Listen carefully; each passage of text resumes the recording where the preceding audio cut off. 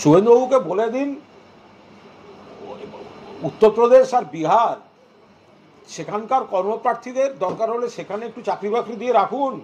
তারা বাংলায় পরীক্ষা দিতে আসছে কেন? তাদের কাছে তো বাংলার এই শিক্ষকতাটাই আশার আলো।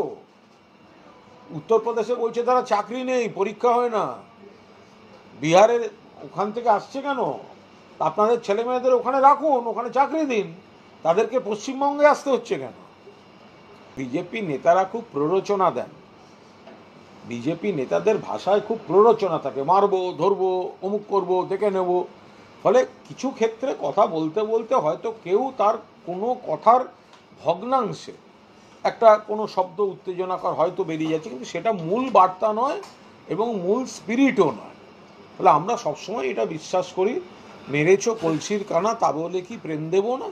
কিন্তু এটা তো বাকিরা বিশ্বাস করে না। এটা তো সিপিএম বিশ্বাস করেনি, বিজেপি বিশ্বাস করে না, তারা হিংসাত্মক প্ররোচনামূলক কথা বলে।